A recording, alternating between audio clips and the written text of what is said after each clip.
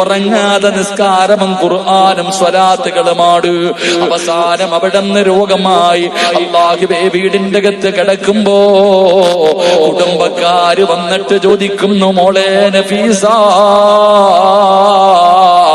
എന്ത് കോലമാണ് നഫീസ, നിന്റെ സൗന്ദര്യം മുഴുവനും പോയല്ലോ, തൊലി കറുത്തു പോയല്ലോ, കണ്ണ് കുഴിഞ്ഞു പോയല്ലോ, എല്ലും തോലുമായല്ലോ. അല്ലാഹുവേ എന്തിനാ നീ ഇങ്ങനെ ഉറക്കമൊഴിയുന്നത്?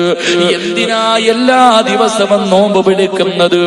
ഓരോ ദിവസം ഇടപെട്ട് നിനക്കൊന്ന് നോമ്പ് പിടിച്ചുകൂടെ? നിനക്കൊരല്പനേരം ഉറങ്ങിക്കൂടെ? നഫീസ കരയുകയാ, നഫീസത്തിൽ മിസ്രിയ കരയുകയാ. എന്നിട്ട് പറഞ്ഞതെന്തെന്നറിയുവോ? 30 കൊല്ലം ഞാൻ എന്തിനാണ് അല്ലാഹുവോട് ദുആ ചെയ്യുന്നതെന്നറിയുമോ? 30 വർഷമായിട്ട് ഞാൻ അല്ലാഹുവോട് ദുആ ചെയ്യുന്നത് രണ്ട് കാര്യമാണ്. ഒന്ന്, മരിക്കുമ്പോ നോമ്പുകാരിയാക്കി മരിപ്പിക്കണേ അല്ലാഹ്. ഒരു പെണ്ണിന്